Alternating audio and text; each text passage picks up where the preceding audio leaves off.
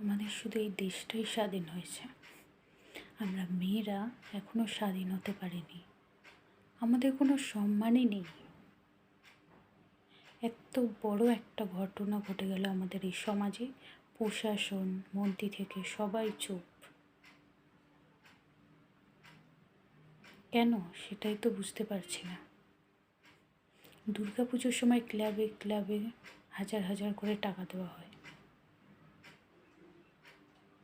কিন্তু মায়ের পুজো যখন এত বড় ধুমধাম করে করা হয়, সেখানে মেয়েরা যারা মায়ের রূপ, তাদের কোনো সম্মান নেই।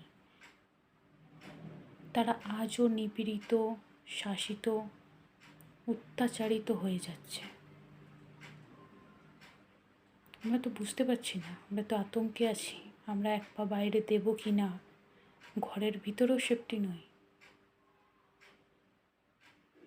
এরা যদি শাস্তি না পায়, তাহলে এরা আরও অনেক বেশি সাহস পেয়ে যাবে, এইসব জানোয়ারগুলো, যারা এত তিলে তিলে অত্যাচার করে করে একটা মেয়ের জীবন, একটা গোটা পরিবার পুরো শেষ করে দিল।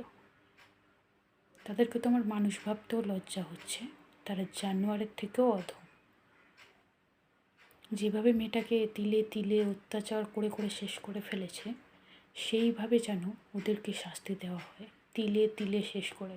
তাহলে তারা বুঝতে পারবে যে অন্যকে অত্যাচার করলে কতটা কষ্ট হয়। যখন নিজের হবে তখন বুঝতে পারবে।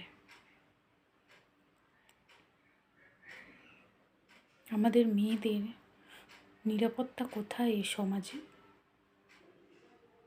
তোমরাই বলো। তোমরা যদি একমত হও, ভিডিওটা শেয়ার করে পাশে থাকো।